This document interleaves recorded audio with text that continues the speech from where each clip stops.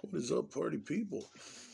It has been a while, but I believe that we need to talk about Netflix's Texas Chainsaw Massacre.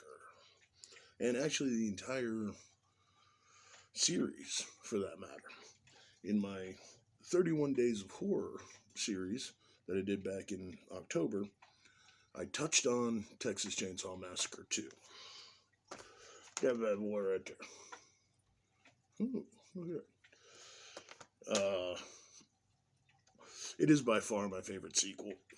It does what all of the other sequels don't do and takes the content of Texas Chainsaw Massacre and goes in a completely different direction. Every other sequel follows and tries to be the original, which you will not ever meet this expectation. If you remake Texas Chainsaw Massacre, if you make a sequel to the Texas Chainsaw Massacre, you will never reach the intensity that this movie has. Period. Just won't happen. Will not happen. Okay? So, Texas Chainsaw 2, my favorite sequel. The newest one, which is on Netflix, is just called Texas Chainsaw Massacre. So, they've taken a book from the Halloween series and they've just gone with the same name and brought back for the first time in the series a returning cast member from the first. And we get Sally back. We also get a bunch of gentrific, I guess would be a good word. People that are moving to the fictional town of Harlow, Texas, to start a peaceful existence in a town that it's essentially a ghost town. When they get there, mistakes are made, and Leatherface resurfaces after 50 years. So this new one is a direct sequel to the original. All right, so let's get into the timelines of Texas Chainsaw Massacre. So, if you go on their wiki, you will see that there are 9 movies. There are 9 Leatherface movies, basically. You have the original, okay? And that stands by itself. There's nothing that will ever be as fucking intense, as fucking amazing as this movie. It's a movie you only have to watch once, and you never have to watch it again, because everything in that movie sticks in your fucking head. That's how intense it is, okay? And that was Toby Hooper and what's the dude's name? I'm not going to be able to remember the other guy's name. There's another guy that helped create it. But they made a movie, and they knew that they wouldn't be able to remake that movie successfully. So when Canon came along and gave them a bunch of money, they made this, which took the content and went in a completely different direction. Now, with the timelines, technically, this is a different timeline than the first one. Because at the end of the first one, Leatherface hurts his leg. Cuts his leg on the chainsaw at the end. And in this one, he's not walking with a limp or anything. So, technically, this is the first alternate timeline. But, it's part 2. So, then we get to Leatherface, the Texas Chainsaw Massacre Part 3. The Saw is family. This is the first sequel where they just tried to go back and remake the success of the first one. And while this movie is decent, it's a decent follow-up. It's not a great movie. It's not something that I revisit on a regular basis because it's just trying to be the first one again. And you'll never get that again. If you want the first one again, fucking rewatch the first one, man. It's that simple. So, that's the original trilogy.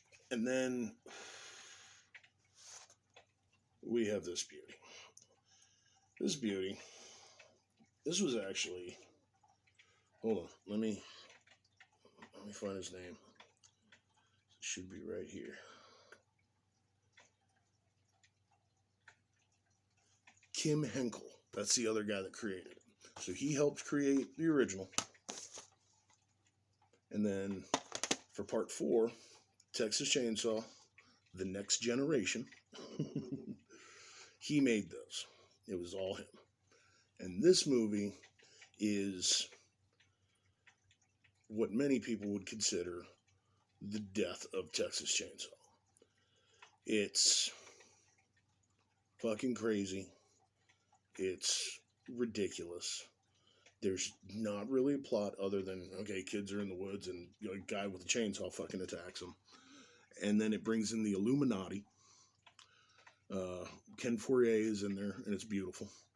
And Ken Fourier is in part 3. Ken Fourier is not in this one. My bad. But in rewatching this, I found that this is a meta commentary on horror movies. It's ridiculous and goes so far past what you would expect that it turns the fucking corner.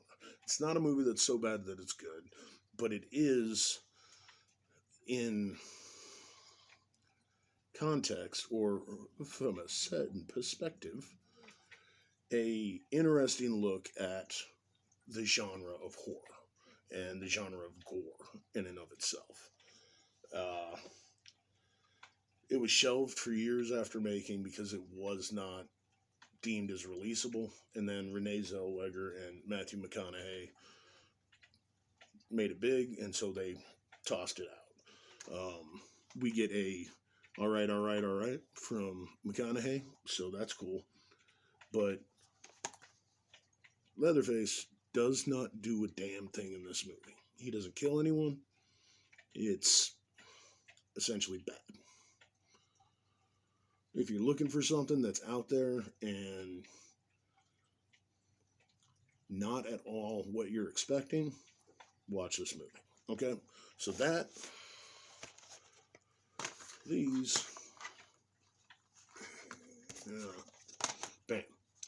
That's the original timeline.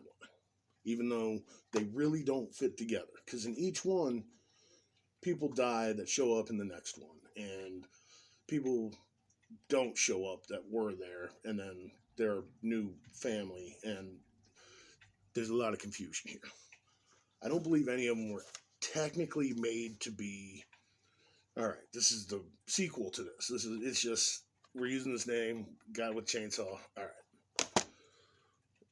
Which, Texas Chainsaw Massacre is based on Ed Gein, who lived in Wisconsin, did not use a chainsaw, and there was no massacre. He killed one person and robbed graves. So,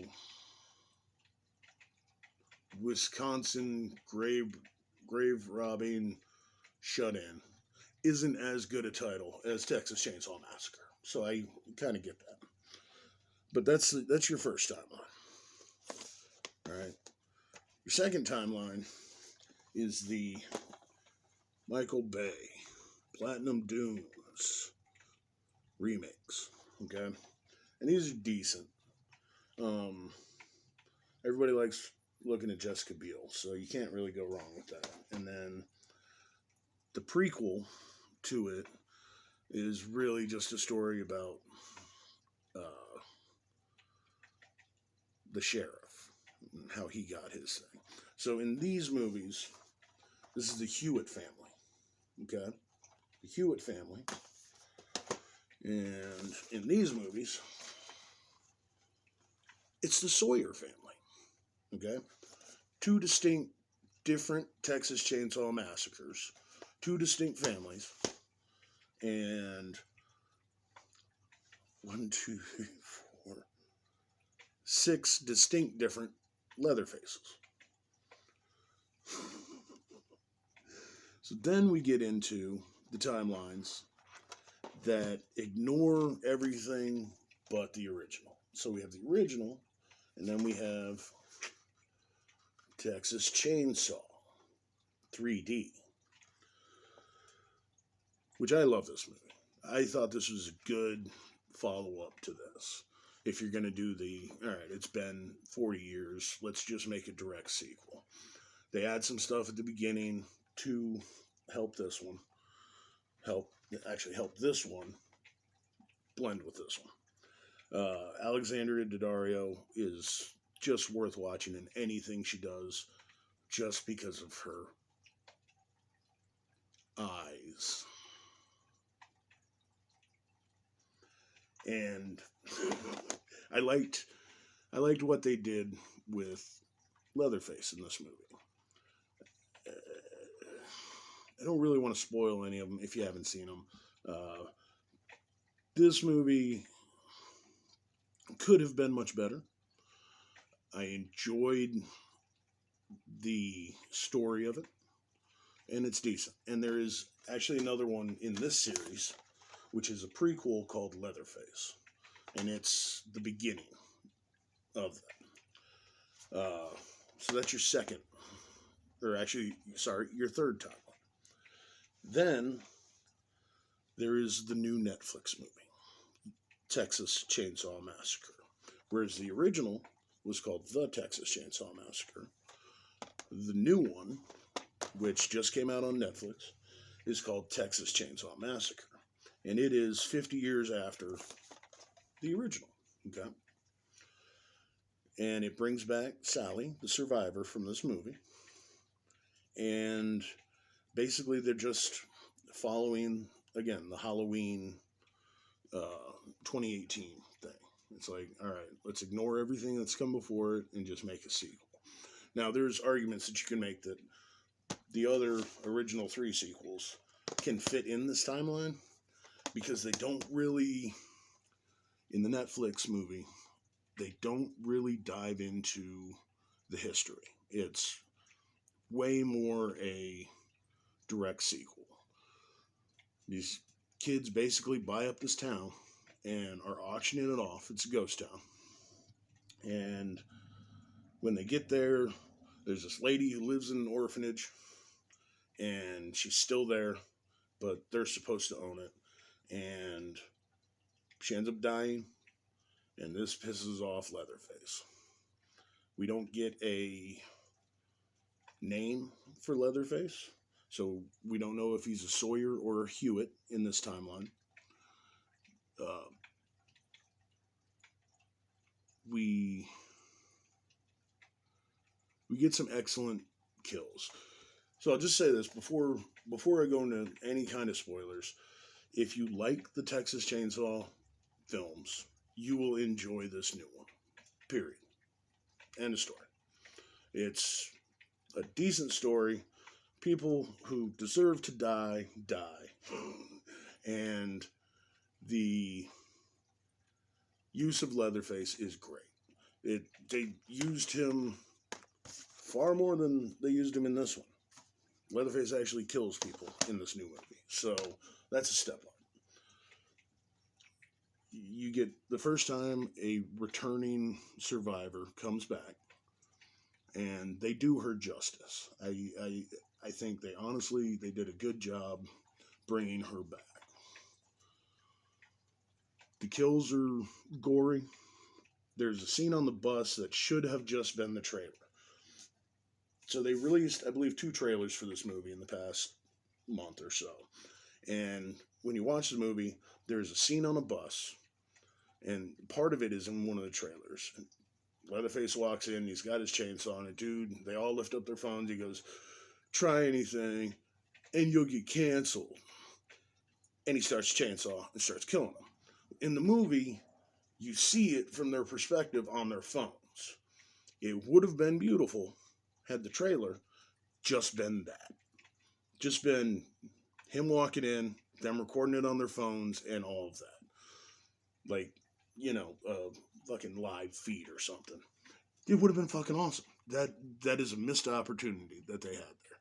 That scene should have been the trailer. Kills are decent. The juxtaposition between the gentrified people moving to this ghost town and the few people that still reside in the ghost town, it's a little forced. Being someone who lives in Texas and lives in a college town in Texas,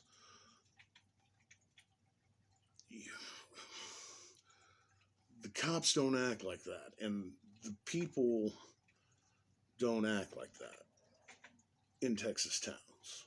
So it's running off a stereotype that people in Texas are ignorant hicks that don't want to move forward. But it's also running on a stereotype that these people that gentrify old towns and try to turn them into something that they never were are idiots. And it takes two stereotypes, throws them together. And one of the best scenes in the movie is when the sister, the main character, and the guy from Texas are bonding in his garage before all the shit starts happening. Because she is a victim of a school shooting. He is a Texan who enjoys his guns and his freedom. And the scene goes on for maybe 2 minutes, and it's the best part of the fucking movie, other than Leatherface killing motherfuckers. And you only get that. You only get this little bit where these two completely different people completely understand each other. So they either should have left that out, or they should have focused more on that. And there's a lot of stuff that I would have done different had I made the movie, but I'm not in a position to make a Texas Chainsaw Massacre movie. So what they did with it was pretty fucking good. It's definitely worth a watch if you're a fan of Leatherface. It is better than, I would say it's better than the remakes. It's equal to this. It's pretty damn close to Texas Chainsaw 3D. Although Texas Chainsaw 3D, again, has Alexander Daddario's eyes, so it's a little bit better. But I'm going to watch it again. I watched it this morning. I have every intention of watching it again. It was a good sequel. I enjoyed it. Not anywhere near as good as this, because again, it's just a rerun of the original. They made the original already. We have this movie, okay? You don't need to keep making this movie. We've seen it. It is timeless. It is a beautiful fucking movie. So, when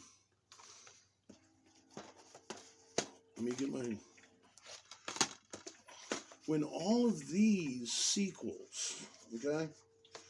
Plus there's another one I don't own, Leatherface. When all of these are just trying to be this,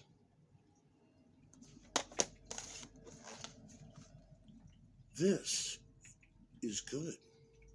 Okay? Just saying. But yeah,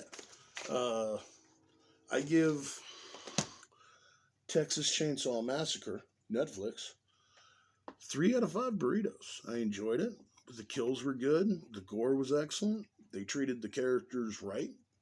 And